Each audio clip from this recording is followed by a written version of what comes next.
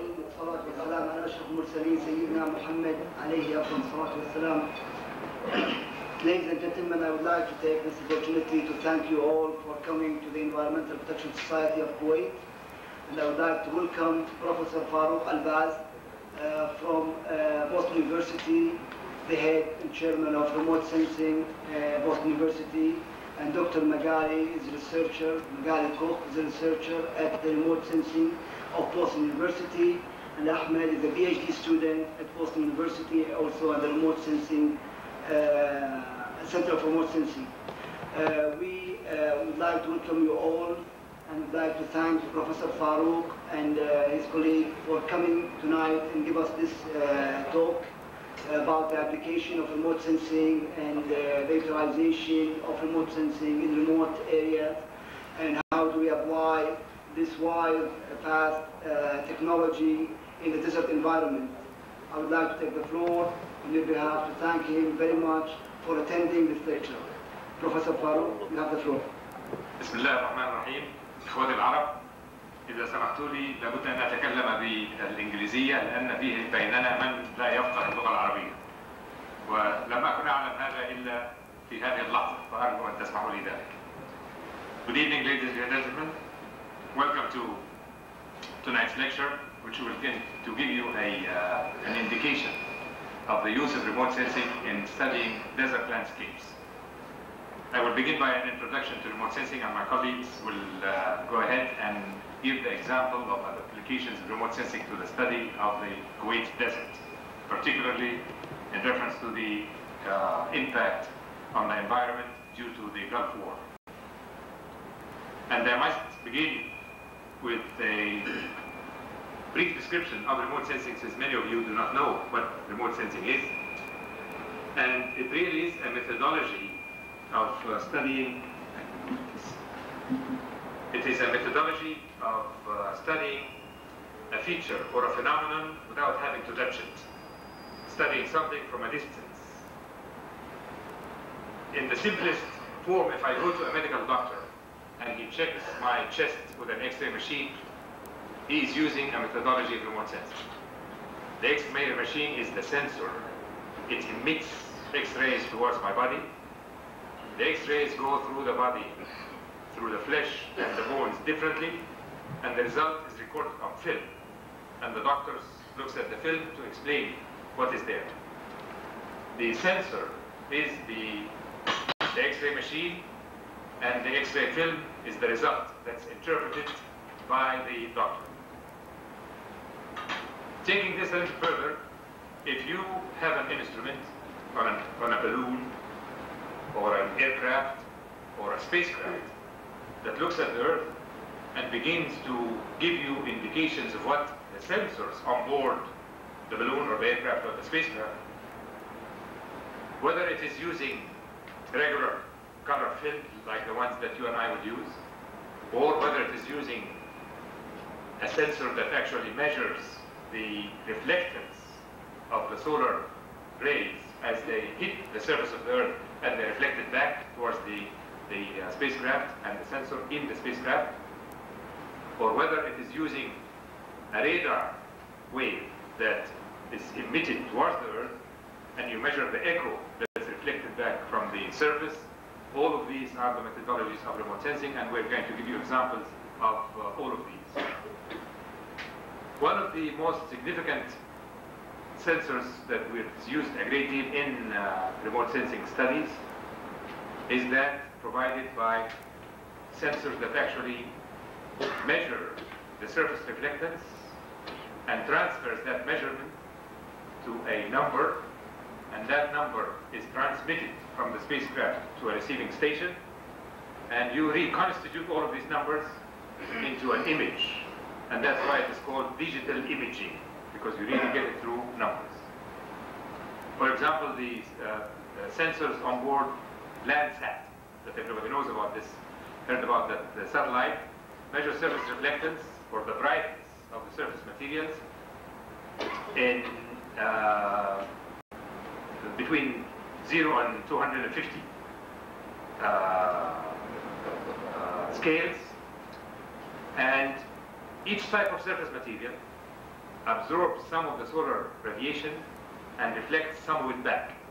And therefore, if we actually know the characteristics of the surface materials that give us that specific number, as far as surface reflectance is concerned, we can consider it as a signature of that material.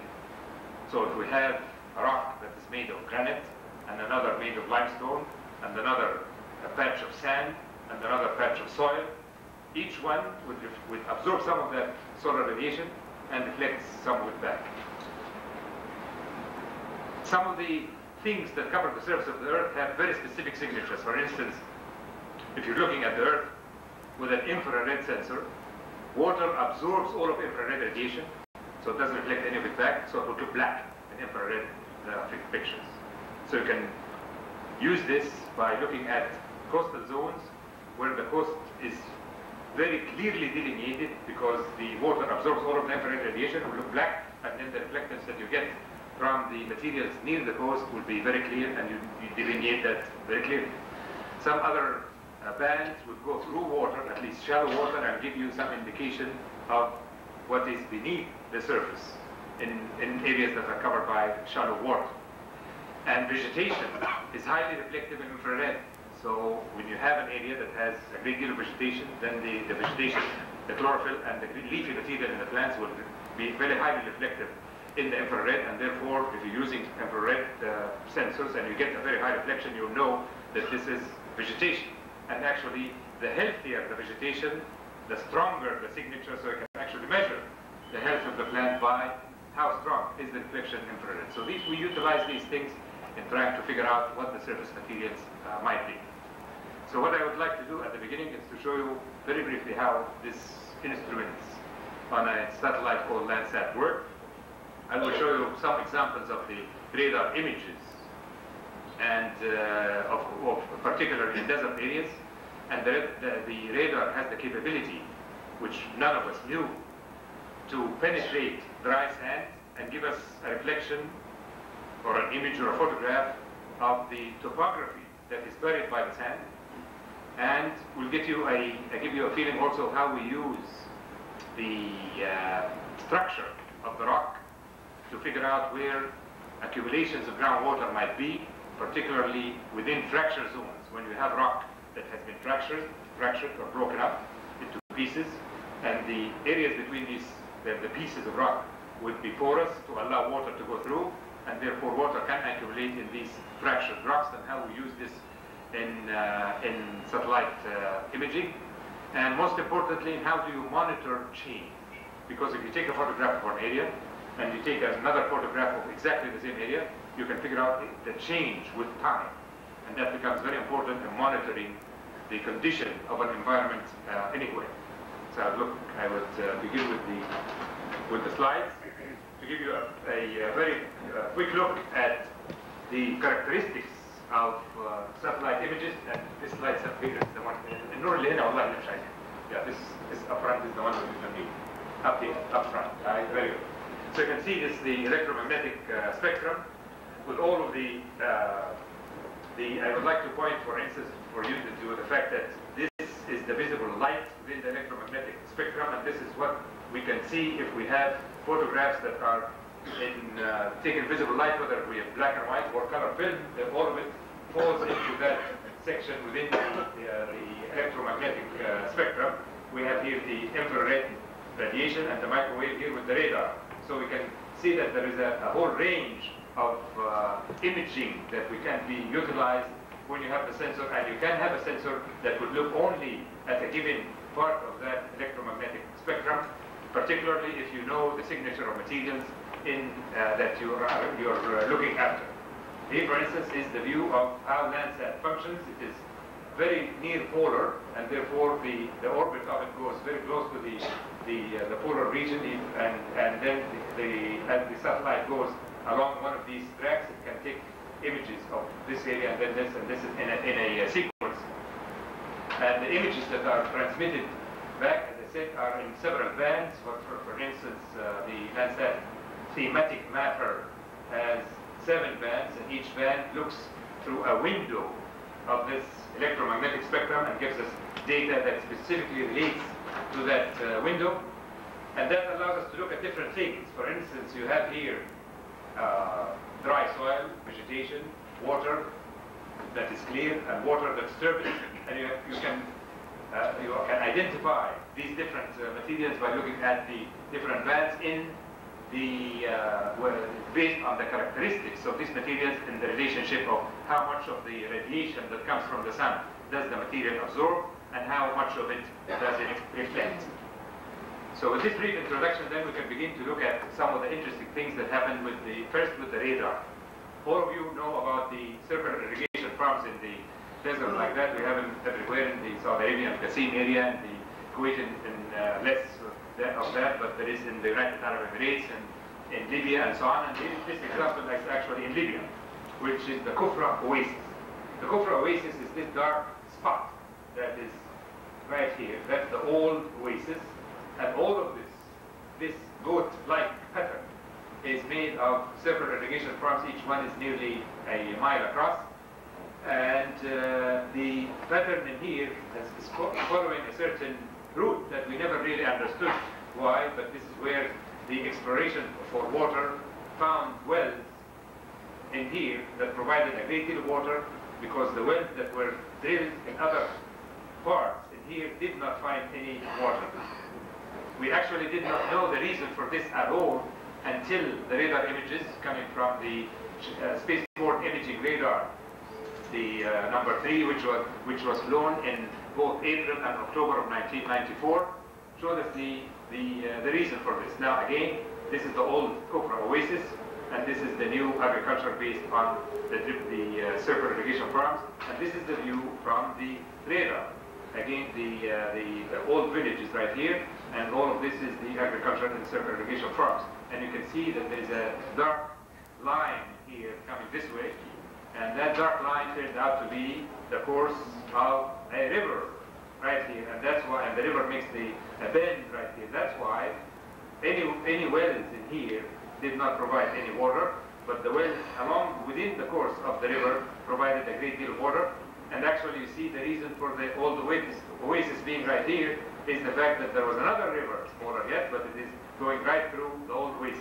So it's a very interesting thing that the location of the oasis, as well as all of the circular irrigation farms right here, are both along the courses of valid rivers that we did not see in any other photographs. So this is a way of utilizing radar images to see the subsurface characteristics or the topography beneath the sand, and from that topography we learn where to drill for water. For instance, if I had a lot of money, and if I could invest in Libya, I would go and buy this chunk of land right here, upstream from this, and provide drill for wells, because in here we do find a great deal more water than you even found here. So that's a very interesting way of thinking about what the radar images would provide in desert regions. Now I move over to discuss this business of the fracture zone aquifers, or the location of water in cracks.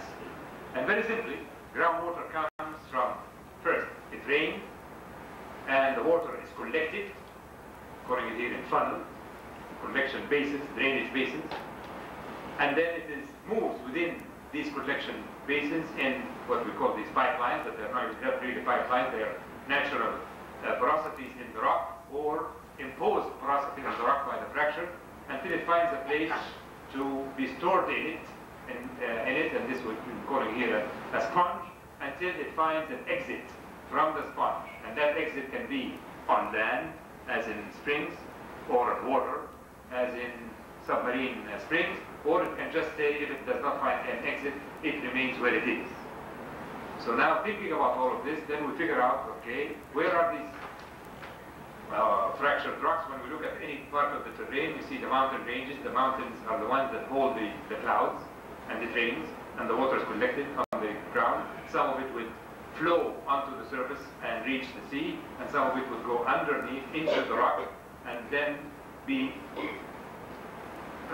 stored in a network of fractures until either it finds an exit, either on land or at sea, or it remains in the ground. Therefore, if we look at the surface of the earth and see a crack, and then within this crack there is a wadi or a valley, that valley would have carried water within this zone that was affected by the crack, there is increased porosity, and therefore you find water in that area that has been affected by the fracturing itself, because the fractures in the rock are very clear and they allow a great deal of water to go through. For instance, this is a quartzite rock that normally has absolutely no porosity at all inside the rock itself. No porosity, does not allow water to move about.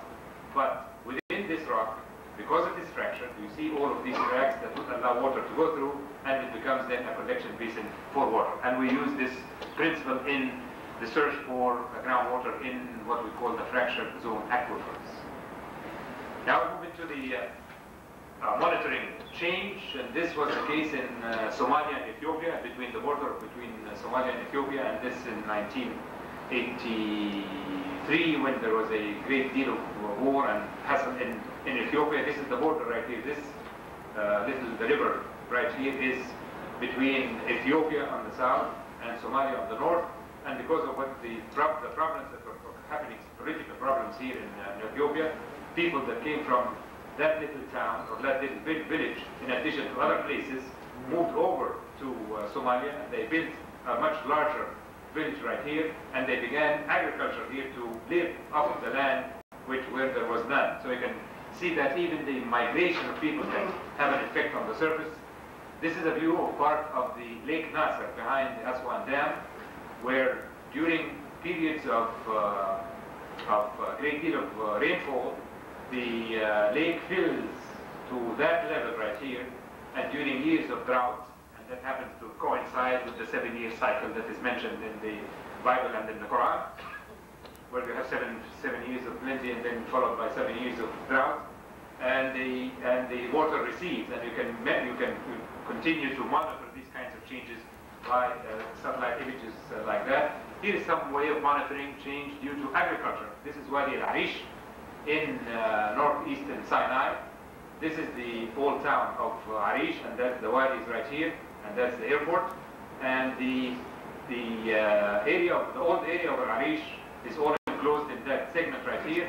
The green color is all the vegetation that increased in the last 7 years. So you can measure the agricultural growth in an area of the desert over a specific period of time, and therefore you can measure actually the amount of water that was used and the amount of soil that was utilized, and therefore the amount of agriculture in an area, and what do you expect from the agriculture in that area in the future.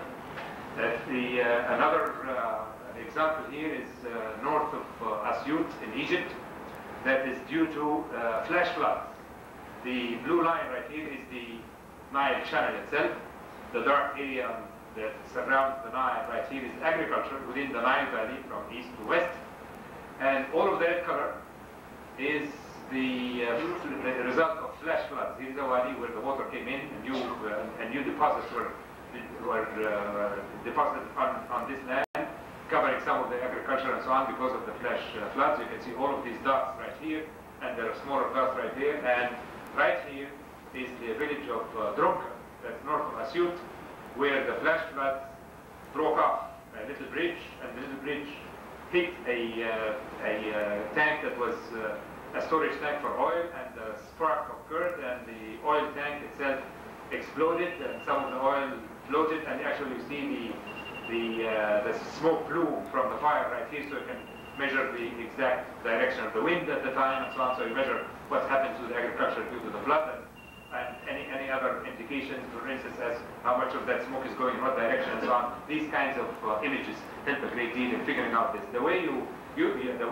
do this is to get a photograph of the area before the flood and one after the flood, so you can measure the exact differences and where things happen. For instance, if you have a natural disaster and you want to have an immediate response to that natural disaster, then you can utilize these images to see what happened and where and how much and how bad. Now I move to examples of closer to Kuwait as an introduction to what my colleagues are going to say. And these are the picture of the marshes in southern Iraq, Lahwar. And here you have water appears here in this orange reddish color, and vegetation appears green. And that is before the major drying up of the marshes in southern Iraq. And this is after the drying up of the marshes. All of the blue is water that's gone, that's now totally dried up. And all of the red are areas that used to be green, and now they're all dead. There is absolutely no vegetation here. And the only green that is left is that. So you can measure the change due to pumping out of water or affecting a natural environment like that very easily and very simply. We have done a great deal of research on what happened as far as the change detection of the environmental effects of the Gulf War, and this is an example. My colleagues are going to say a little more about that, but to give you an indication of the fact that where you have places that were affected by the oil droplets and soot that landed on the desert surface in the north and in the south, and the yellow color representing areas where sand had been mobilized to moving farther. And from our studies, we figured that there were so many different kinds of changes in the desert environment of Kuwait due to the Gulf War, because of the vehicle tracks, because of digging trenches and building berms, and because of the mine fields and the deposition of oil on the surface and the formation of oil lakes and degradation of the desert surface. Counting up all of these numbers, you get to something like 30% of the total surface area of Kuwait was affected in one way or another due to the Gulf War. And all of that was based on looking at the satellite images and the changes between one image of one date to another image covering the same area from another date. Thank you very much.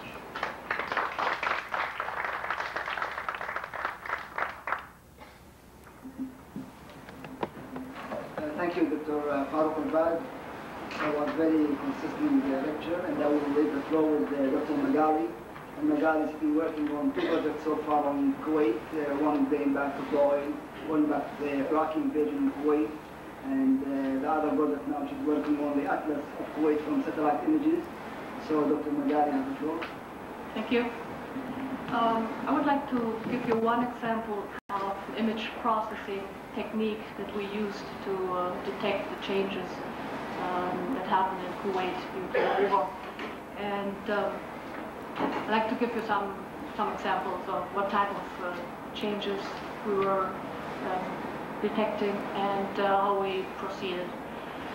Basically, the main, I would say, advantage of using satellite images instead of going or mapping in the field is that you have the possibility of creating, generating maps in within a month or just weeks. Whereas if you send the geologists to the field, you would probably need to send a whole team of people, and it would take months or maybe a year just to generate a map that shows you which area underwent some kind of change and what type of change that is. I would like to start with one first image.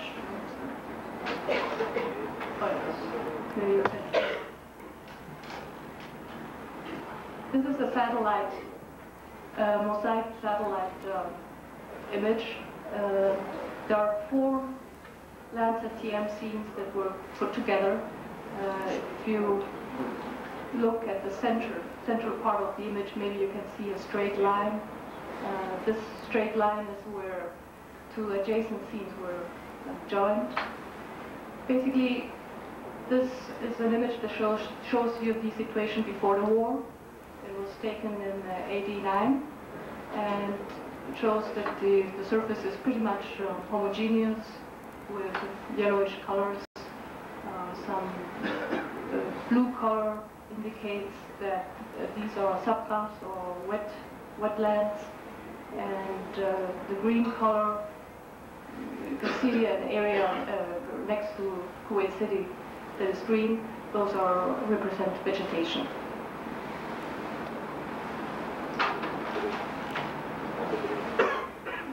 There are basically 3 major effects due to the war.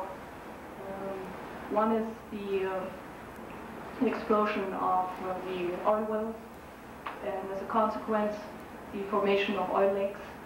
You can see that in the central part of the picture. that's standing oil. And the other effect is the precipitation of oil particles from the plumes. And these oil particles mixed together with sand, created a layer of a couple of centimeters to very thin layer, or maybe up to 10 centimeters thick layer of what we call tarcrete.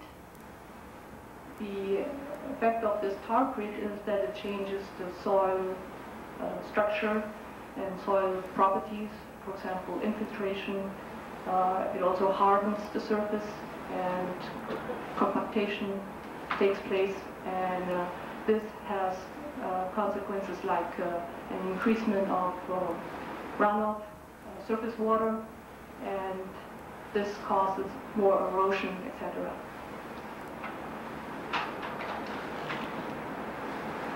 The other effect due to the Gulf War is the disruption of the surface due to the heavy traffic, the traffic of heavy vehicles. Not only during the war, but also after the war, the firefighters, for example, they needed to have access to the burning oil wells. They needed to create roads. Off-road traffic is a problem because it destroys the layer that protects the surface. And if you disturb this layer, then the finer sediments are exposed, and wind can take these fine sediments and carry them away and deposit them somewhere else. So you have an increase of dust storms or sandstorms. Vegetation also suffered due to the traffic of these vehicles, but also certainly the oil has also a negative impact on vegetation. I'm showing these examples, photographs that were taken on the ground, because I would like to give you a comparison to how these features that we are interested in mapping, how they look on the ground and how do they look on the image. Here we have two images of the same area, and on the left side that's an image taken in '89, shortly after, before the war, and on the right side this image was taken in '91. Just visually you see that a great deal of change occurred. The amount of change is incredible. Basically the black corresponds to oil polluted areas, oil lakes and tarcrete. The bright colors are new activated sand. It's new sand that is being mobilized, and that's related to the disturbance of the surface. So sandstorms are carrying more sand and depositing them. Maybe you can point the part of the image that shows the vegetation near the city, which is green on the left and it's basically gray on the right. So vegetation is dead on this image. Now, how do we actually quantify these changes, and how do we, first of all, identify where they are, and then how do we know the amount of surface that underwent some sort of change? There are many remote sensing techniques, and they were used in the past, but most of these techniques were used to locate changes on a local scale. Here we have, I think, for the first time, the opportunity to detect change that happened on a regional scale, and within just a month or a year. The technique that we used was selected because we were facing a couple of problems.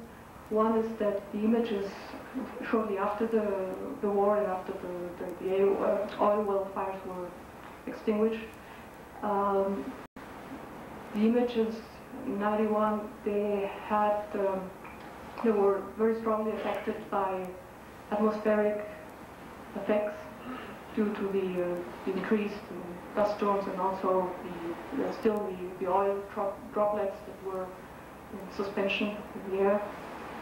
So we needed a technique that allows us to separate these changes from those on the ground.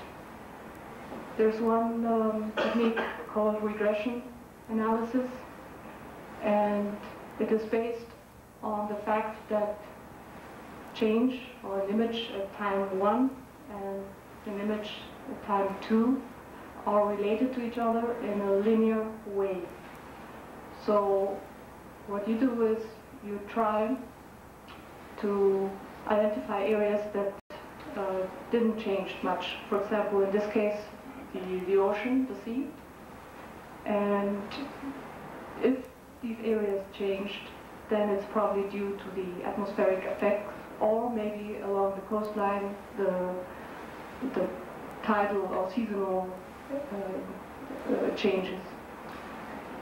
The images have to be registered to each other, which means that the program needs to be able to identify a pixel on image time 1 and the corresponding pixels on image time 2, and know exactly that those two pixels or picture elements, those are the smallest unit of an image, that they correspond to each other.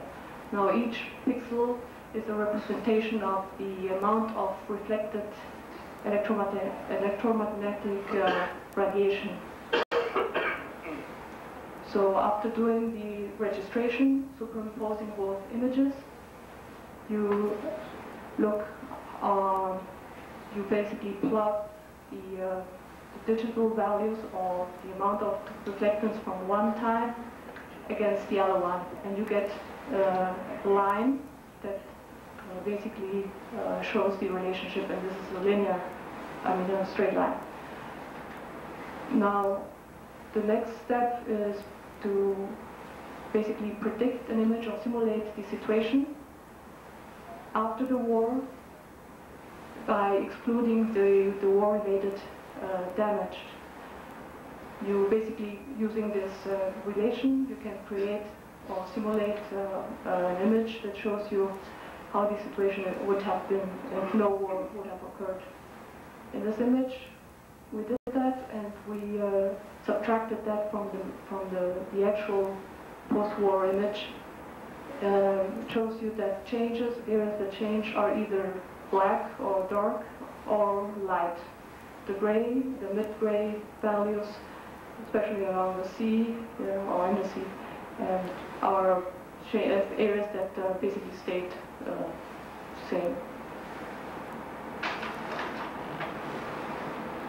The previous example was done on just one band, but since the satellite images, especially TM images, have 7 bands, you can basically apply the same technique on different bands, which reflect information on different wavelengths, and you can make a composite image. The colors, again, show the amount of or degree of change. Black means it's a major change, and the same as yellow. And green are areas that just change a little bit. Now, we also want to know what's the nature of this change. So with this map, we go to the field, and we try to locate these areas and basically know or find out what type of material is there. Then we go back, and with this additional information, we can run classification. We use an algorithm that can cluster areas that are spectrally similar, which means they have a similar spectral behavior. Each material has a certain chemical composition, and it will reflect light or electromagnetic radiation in a different way. So we let the computer basically rearrange those different changes and group them together into classes. This can be done also using more than 2 bands, as in this case. And as a result, we are able not only to identify or see where the oil polluted areas are, but also what is their thickness. So if you look in the area that was black, totally black on the previous slide, now you can see at least 3 different classes corresponding to very thick, concrete, medium, and thin. So this is definitely an improvement. In conclusion, I would just like to mention that remote sensing is a very valuable mapping tool, and it allows us quickly to generate these maps that can be used for any cleanup operations, or and also to know, even if these areas are covered later by sand, that where they are.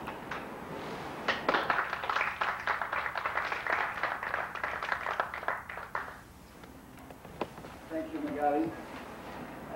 Might take 5 minutes just Ahmed loads his slides, and then we'll continue and proceed and Ahmed talk. Hi, Don.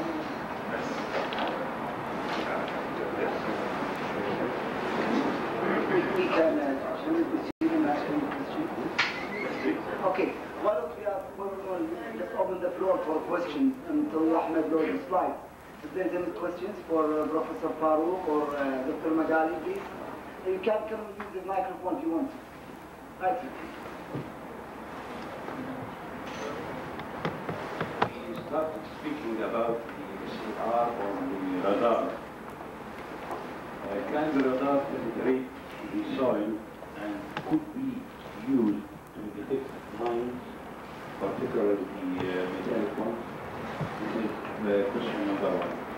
And number 2, what about finding underground water, I mean the deep underground water, through the radar and the other tools of remote sensing?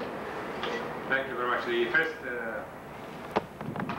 The first question, whether radar can penetrate soil to detect mines, the answer is yes, except for the fact that the resolution of radar from the satellite altitudes does not allow you to see a mine whose size is a foot or 18 inches. 18 inches or, a foot and a half or a foot. However, you can detect it if you're flying low. So you can fly it low, actually on an unmanned vehicle, RPV, and detect the location of metallic mines. The problem right now is the non-metallic mines, the plastic land mines. There is research that is occurring in the United States of America right now on the detection by radar of non-metallic mines. But we know for certain that metallic mines can be detected this way. The use of radar in groundwater exploration, you have 2 things. First of all, if you have faults in any desert surface, the radar signal overemphasizes the fault lines, and therefore they will help in the interpretation of the terrain. In sand-covered areas, we do not really know to what depth does the radar penetrate, but we know from work that was done in Egypt, jointly with the Geological Survey, U.S. Geological Survey and the Geological Survey of Egypt, where one spot was tested to remove the sand to find out how deep is the valley that was exposed by the radar images, and dug down to 5 meters depth, so that we know the radar can at least go through 5 meters deep of dry sand like the sand in the Western Desert in Egypt. In this particular case, you use the radar to figure out the path of water in the past. And the path of water in the past, particularly if the water moved along a fault, which is usually the case, then you would utilize it immediately and right away as an indication of the potential for groundwater along the path of where water used to be.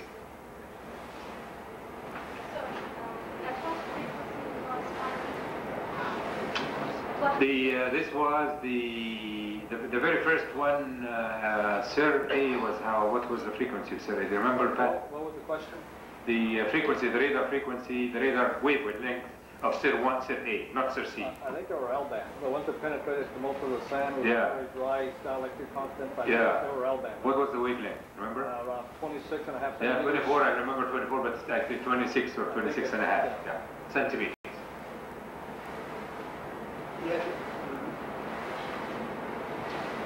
السؤال موجه للدكتور فاروق الباز.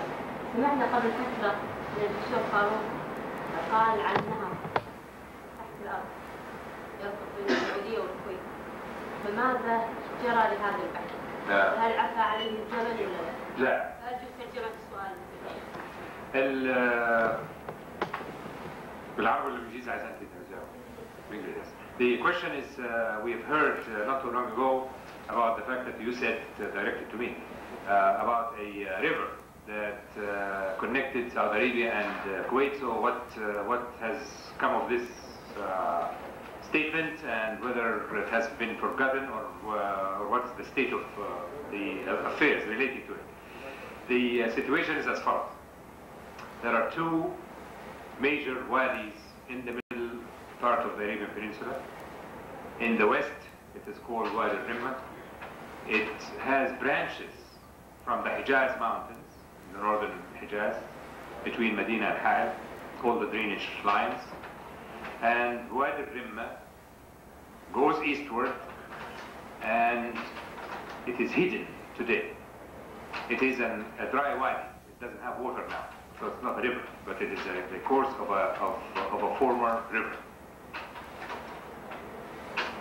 It is hidden basically because it opens up into an area that is the northern border of Al-Qasim.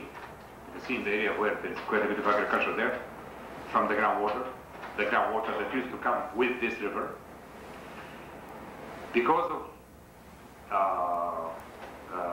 the lines of sand dunes that come from the Nafut Desert through Al-Farouk area, where there is a great deal of sand that covers the course of the wadi. Then, in the east of these sands, there is a straight line that goes from the northern central part of the Saudi Arabia all the way to the western border of Kuwait, and it actually is the border between the middle of that wadi, which is called Wadi Al-Batin, is the border between Kuwait and Iraq. Now, when you see a course of a river in the west, just a little bit, part of it is hidden in the middle, and a continuation of that course eastward, going all the way to through Kuwait, and then you find on the desert surface of Kuwait that all of the surface materials that we see are materials that could only be formed by a river, meaning that this part of the land of the Arabian Peninsula was a delta of a great river, because the rocks that we see there cannot originate in situ. They cannot possibly come from where they are now. The rocks come from the Hijaz Mountains. The nature of the rocks is very different from the nature of rocks in Kuwait. And therefore, we interpret this as this is the course of a former river. It drained the northern part of the Hijaz Mountains.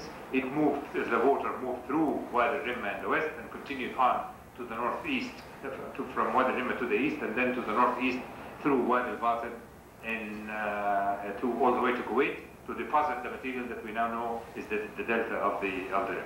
What does this all mean? It means that water that's collected in rain comes in through this wadi, and as the water moves over cracks in the rock, a great deal of it seeps through the rocks and gets stored there until they find an exit. As I said, you find a way, passageway until it finds an exit somewhere. Some of it finds an exit, but most of it stays there.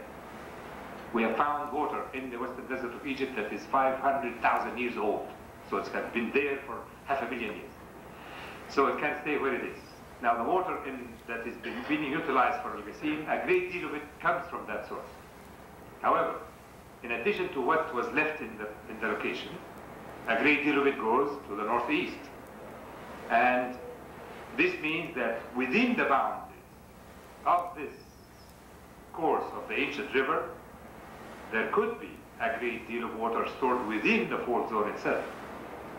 So that's what I said. Now, the one proof of this, with absolutely no question at all, close to Kuwait, is the town of El-Baz. There was an oasis for as far as we can know from history, that's in the middle of that wadi, living from shallow wells within the wadi, within the dry wadi itself, shallow wells that are dug and they reach water. But of late, since the 1970s, they dug deep wells and they have a huge plantation with circumirrigation farms on the eastern edge of that wadi with groundwater. What does all of that mean? That means that within that wadi al-Batin, there's a great deal of water. Okay, your question is, what does that mean to Kuwait? It means to Kuwait that within the bounds of Wadi al-Batin in Kuwait, there could still be water that comes through, and that should be tested. That's this whole story. Yeah. Okay, we'll proceed now with Al-Dosari as a final speech, inshallah. Ahmed, you have the floor. That's fine. Bismillah ar-Rahman ar-Rahim. What I'm going to be going through is part of a project that was done funded by KFAS, and it was done between Kuwait Institute for Scientific Research and also Boston University. And I was really lucky to be under the supervision of Dr. Farouk El-Baz. This work was a part of my master thesis. Also, I'd like to extend my thanks to Dr. Al-Dosari and to Kuwait Environmental Protection Society for this opportunity. I'd like to start with the first slide.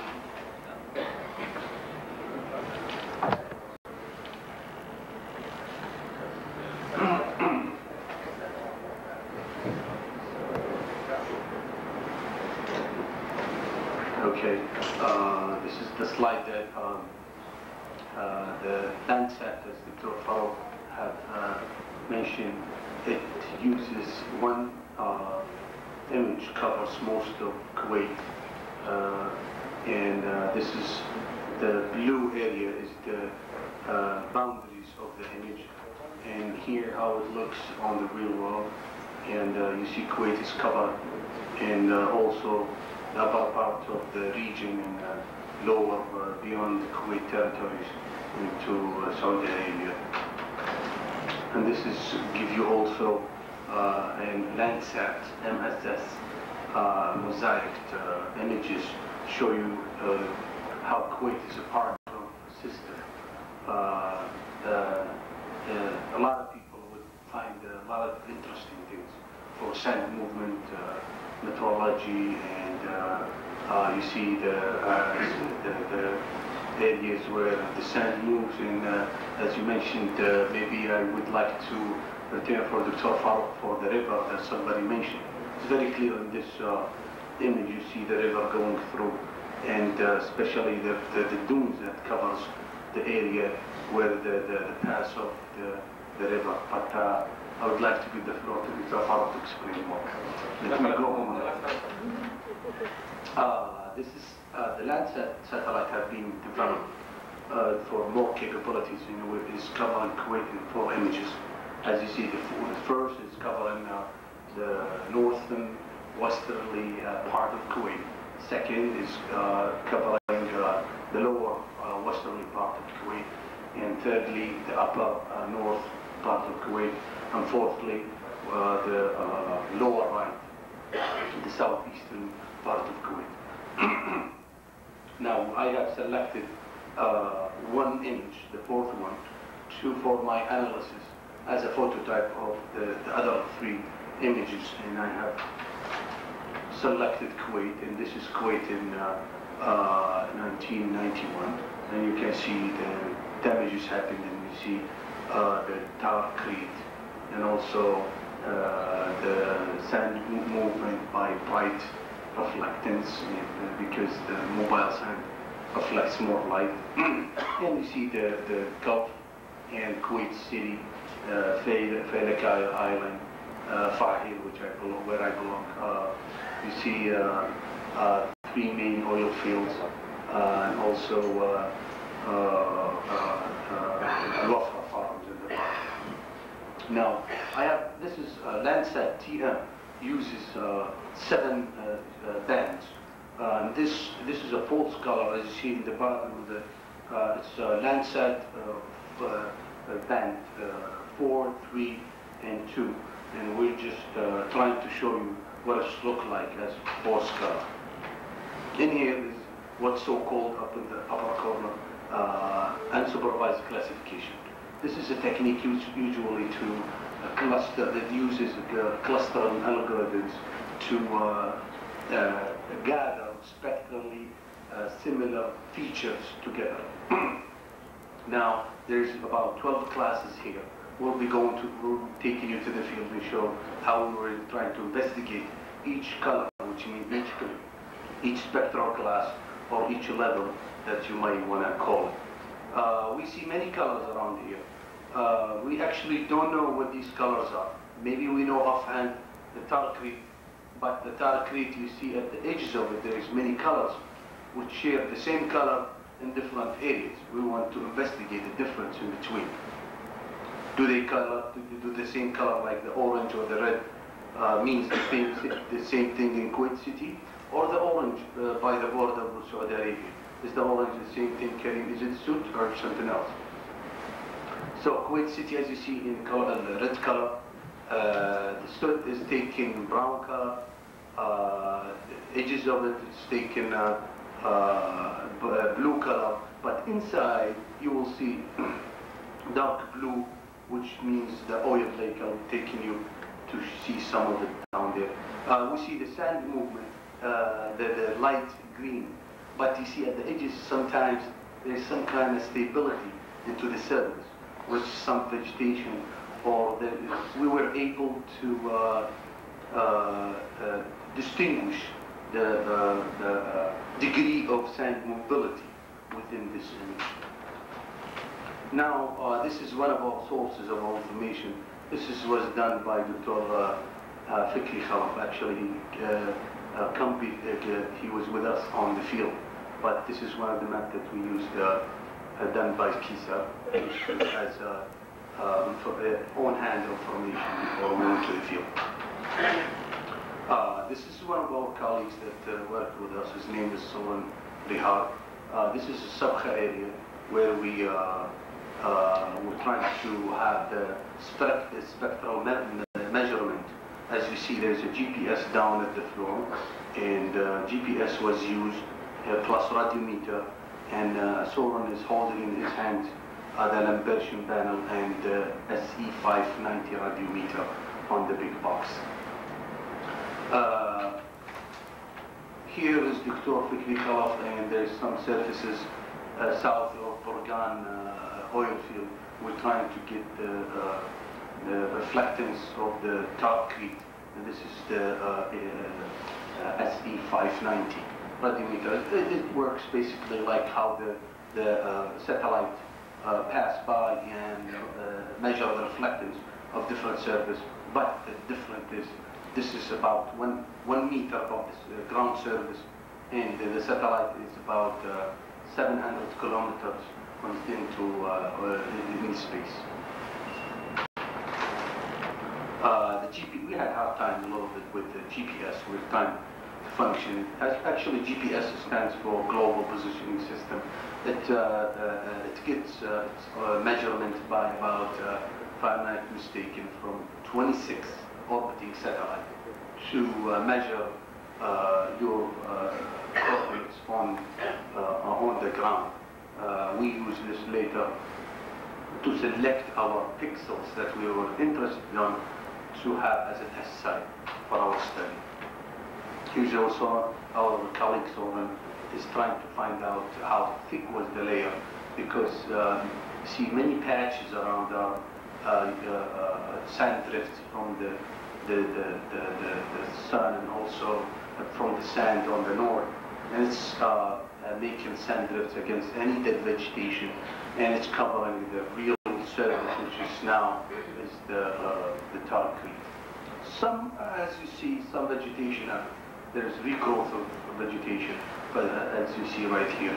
But actually there's dead ones, and they are causing sand drifts on the surface. Also, one of my investigations was trying to find out sand dunes, and actually the sand dunes that is being enlarged by the sand movement that was caused by the machineries and the vehicles that they were using on the war. You see the bunkers that was made by the Iraqis. We see the sand are moving over in a very short period of time.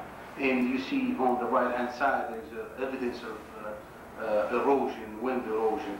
And that's probably the causes of the sand dune movement.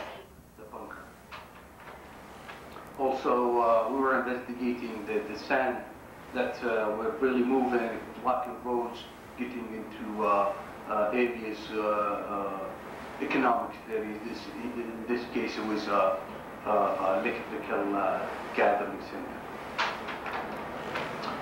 This is one of the areas that we have to go and find out what it is. This is an oil well that has been distinguished. They put the fire out, but you see that all the area surrounded here is pure sand or soil that reflects really high reflectance on all bands. So that was the areas that we have to go and find out what it is. Here's Rim. We were trying to investigate. These are, as you see, almost at the top, there's some kind of rocks that were really reflecting different spectral reflectance. We have to find out what it is. Also, there's, as you see, big bushes, big of vegetation. We have to find out how they are different or distinguished from other features on the surface. And this is finally the last slide, but there's many interesting things. I'll take you from probably test site number 1. This is a comparison of the radiometer used in infrared band, which show the most variability of measurements in the 4th band of TM, which is also the infrared. Now you see there's many different occurring, but I will just draw your attention into at least 3. The first one, you see the first one was the radiometer. At the right, you will see the brightness values, and down there you will see the test site number. The first test site was the Sabkha areas. You see there's difference in Sabkha areas. At the bottom of the red, you see it is reflecting low because infrared absorb the infrared energy, and that's why we have it low. But in the summer season, at the end of the summer season, where the image were taken, it was a dry season, so the Sabkha areas were reflecting more, and that's what they call seasonal difference. Also at the top on the TM, on at the top test site, 580 can you see?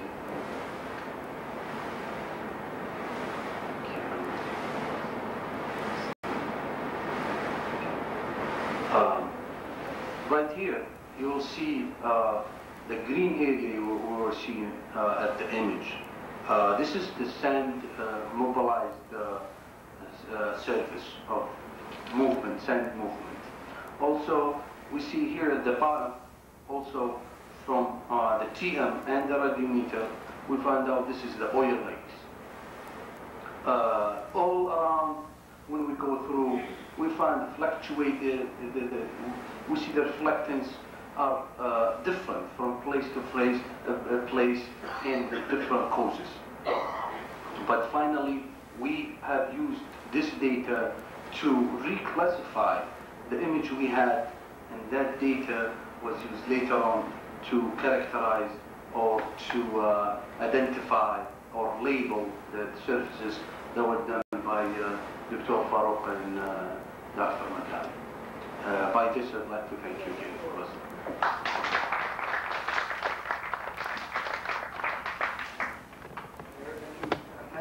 We would like to open the floor for some questions before we leave the podium.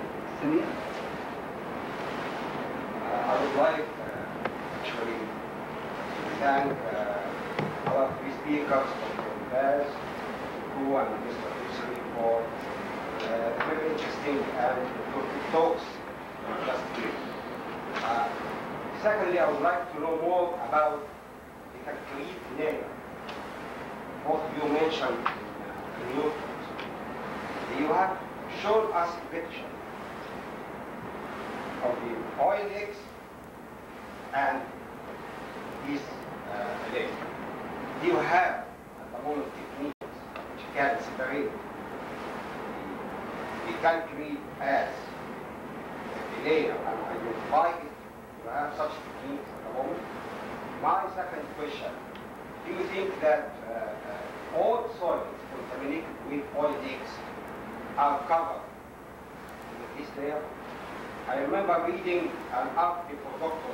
Al-Dosari on Ahmed. I think you mentioned in this article that there is a thin crust covering the soil contaminated with oil in this oil. Now, what do you mean by this crust? Is it a concrete layer or it's just really the normal crust formed above soils in arid region due to evaporation, which will really keep the water below?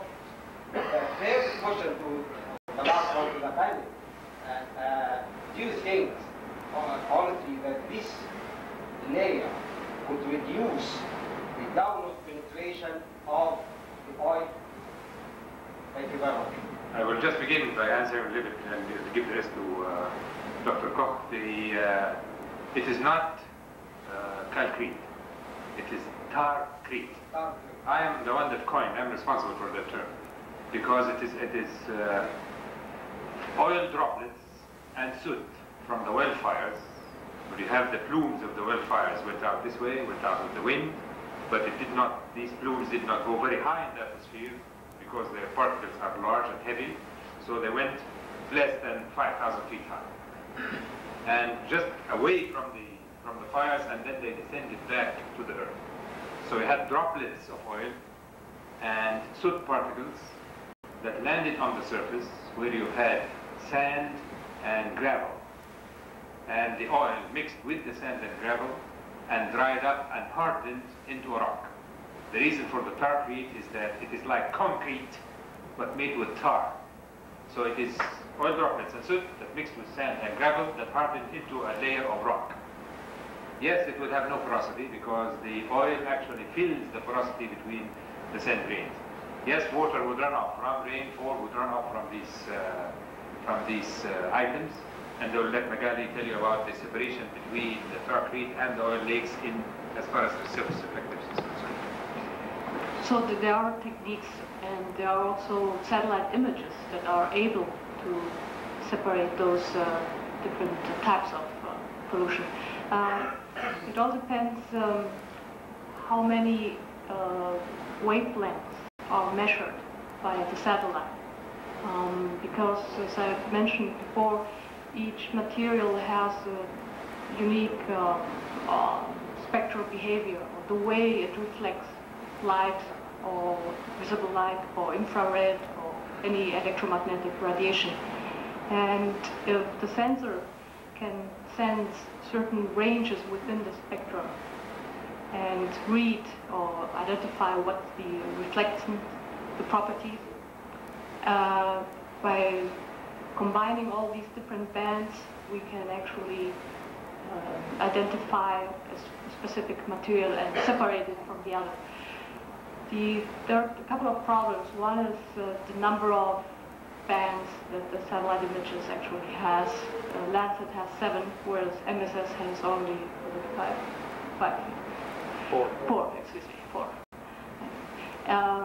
the second problem is what we call the resolution of the image. This is the size of the pixel.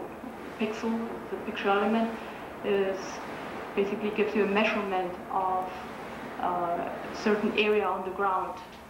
And this area is, for TM, is 30 meters.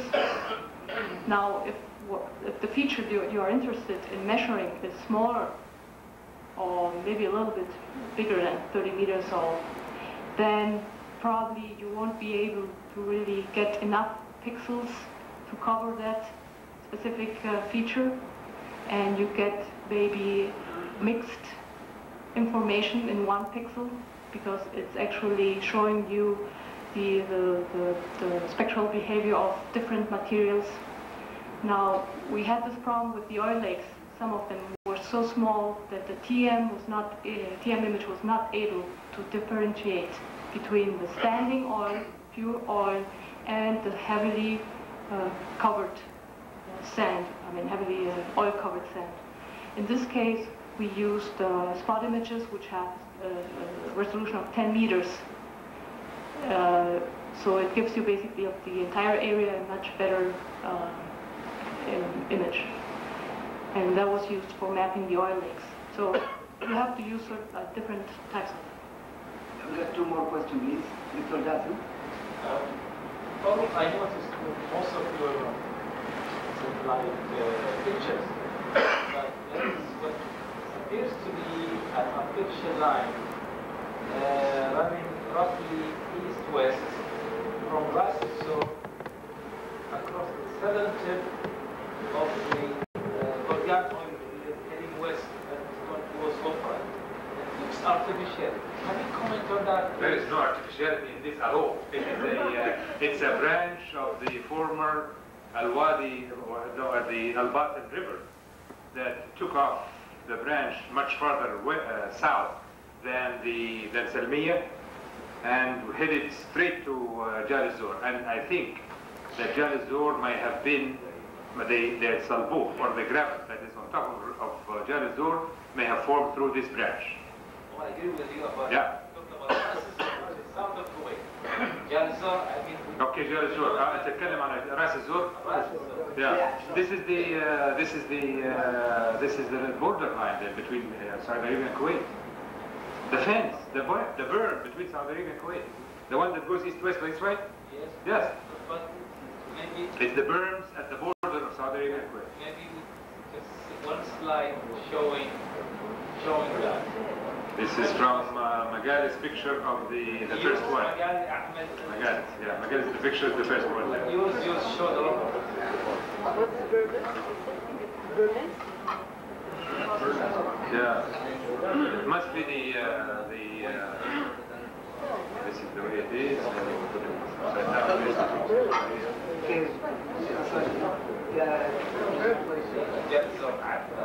Yeah, okay. Keep going.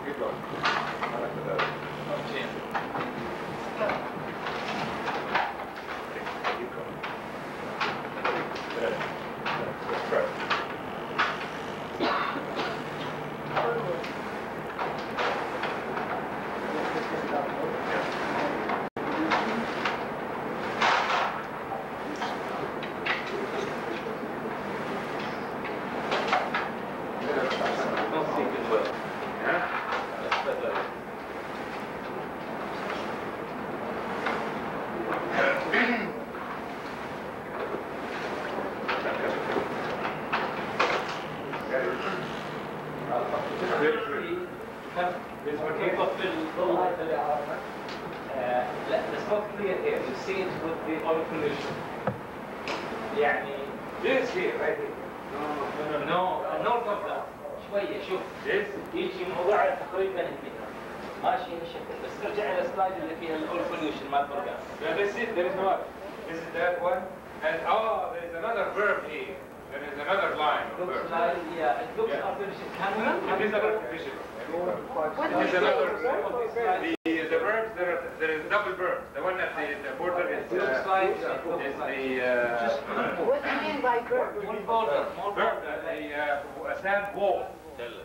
sand wall. حدود مو هناك والحدود هناك ايوه هذا هذا الحدود يا عزيز.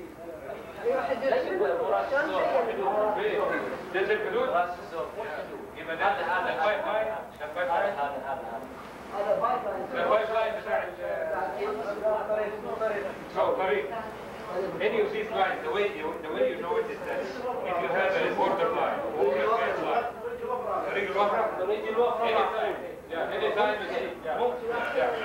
anytime you see a line like this and sand that is south of it, this is something that was built by human beings. That is a disturbance, artificial disturbance of the flow of sand, and now that's the way to go.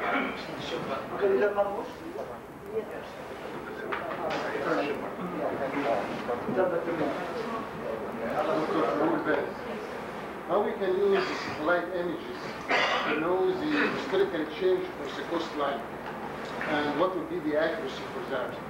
And if we will be able to use it for the coastal change, what is the maximum shallow water can be used or can be detected using the satellite image? Very good.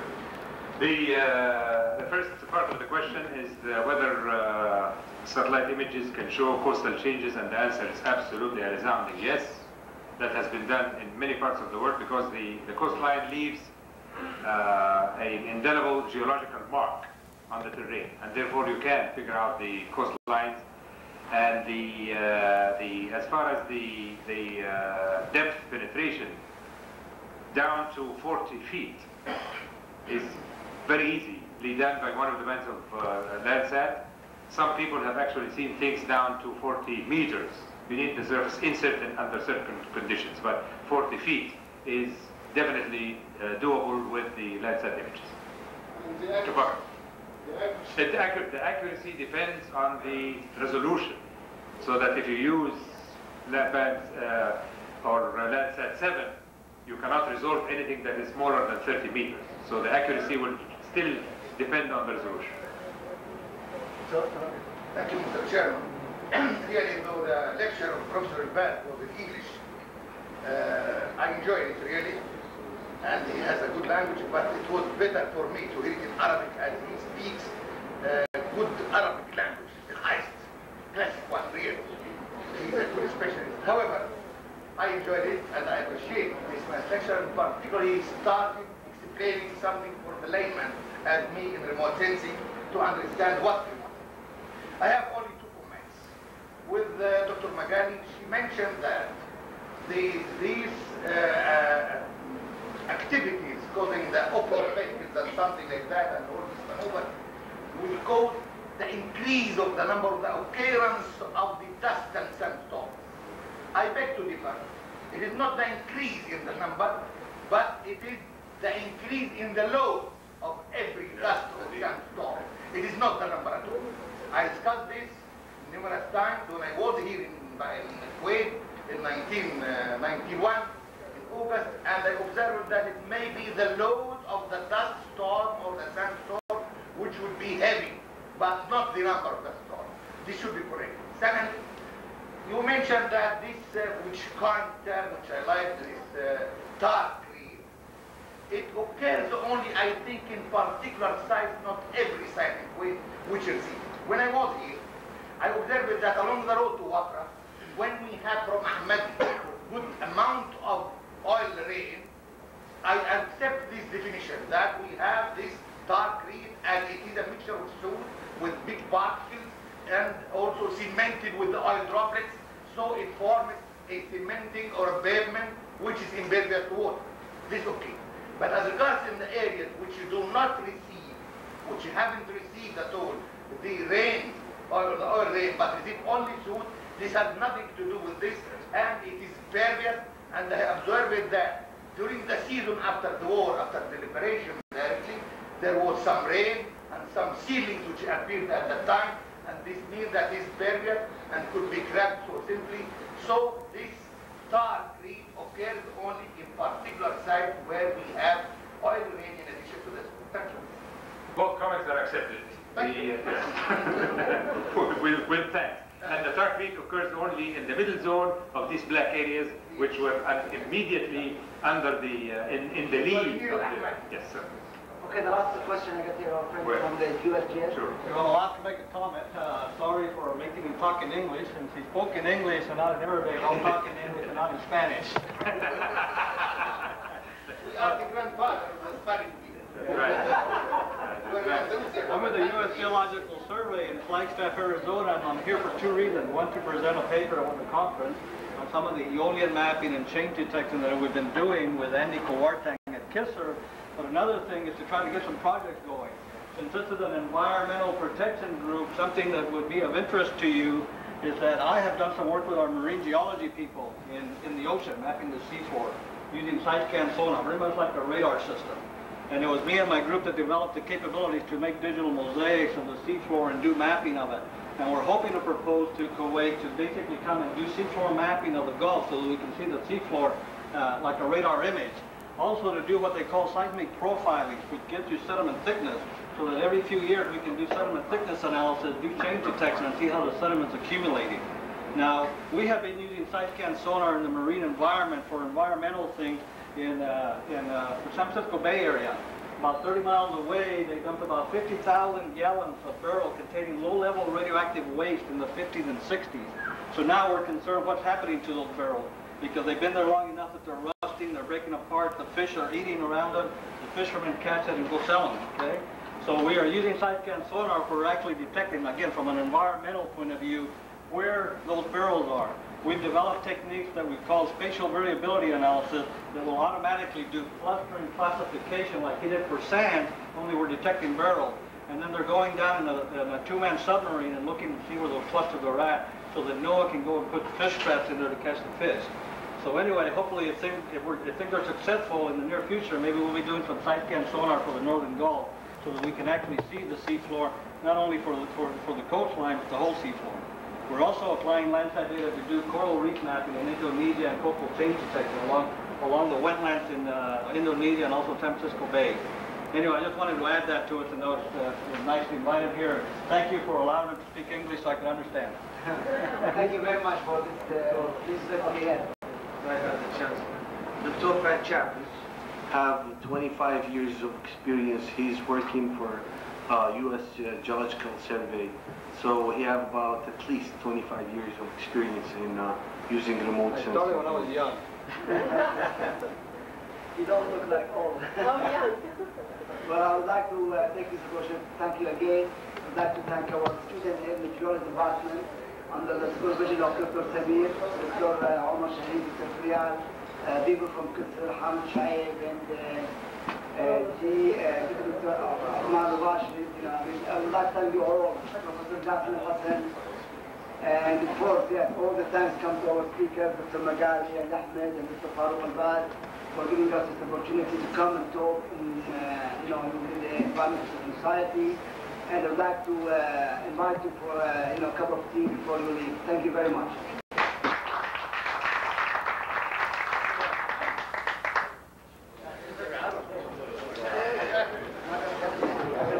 تسجيل الجمعية